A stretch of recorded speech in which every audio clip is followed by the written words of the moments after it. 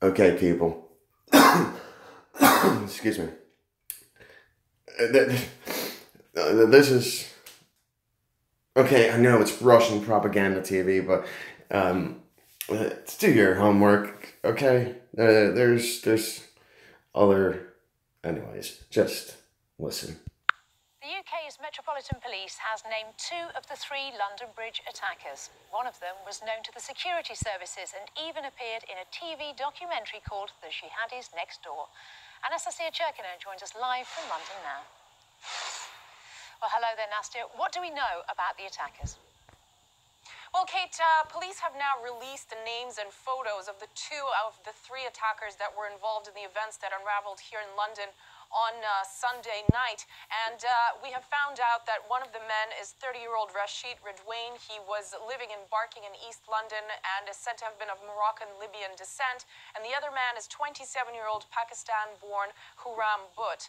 Now, he was also living in East London, and he is the one who is now, his identity is raising lots of questions. It's been said that he was known to the police and the MI5, but there was no intelligence suggesting that an attack was imminent. However, we are learning that this was a man who was featured in Channel 4's documentary of last year dubbed The Jihadis Next Door, where he was featured with an ISIS flag and proclaiming his support to extremist views. So now, obviously, lots of questions are going to be asked about where the British authorities were looking in terms of allowing this to happen, especially this being the 3rd attack in the UK in recent months, with now we're listening to Theresa May saying enough is enough, but questions arise as to why this was even allowed to occur in the first place, given the name of this man was on the radar.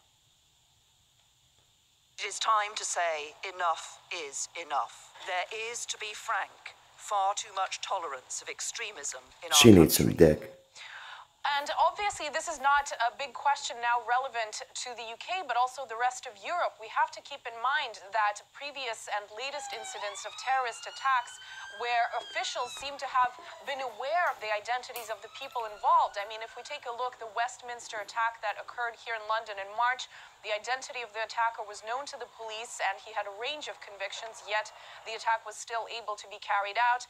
One of the Bataclan attackers in Paris, we do know that he was spotted with an ISIS flag just 3 weeks leading up to those events. In Manchester, the man involved in carrying out that blast that killed so many people was known to authorities and had traveled to Libya, so there were certainly indicating that he could have at least been more closely watched. And of course, last but not least, even in Brussels, where police had ignored warnings that they received from Turkey about the identity of the attacker there. So really concerning trend that we're seeing these people carrying attacks that should be or are on the radar of officials in Britain and in the EU, yet these attacks continue to happen one after another, with lots of words said about stepping up the game of fighting terrorism. However, these are all very concerning details coming out about how much is really known about these men, that yet they're still able to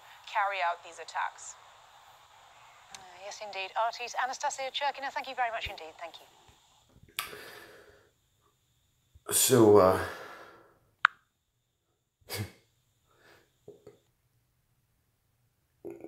we see. I'm just... This is Dabu 7. We have more information now pertaining to these events that went down in London, where they are now putting out linked to British intelligence. Now, what they go on to state here is that this individual that's in this film is also connected to MI5. Founded al-Muhajirun in 1996 with the blessings of Britain's security services. So y'all get the point. Just like on during the 9/11 attacks and whatnot, we were able to find passports, and some of the people were identified as working, or just some severe discrepancies. the 1993 World Trade Center bombing, and it was supposed to be a training exercise, but they used real explosives in it. Individual who worked, who had a very, I spoke to someone who understood the situation, and had someone that worked on FEMA during the 1993 World Trade Center bombing, and said that the entire investigation didn't make sense. Just like Oklahoma City bombing. Yeah, how is it that an entire face of a building was destroyed, but I mean, turning a box truck into a shape charge, I mean, that's pretty impressive, and especially to make an entire wall collapse, like a third of the building just collapse. Just saying. All right, people. All right, take care, be safe, be kind, stay strong. Love you all.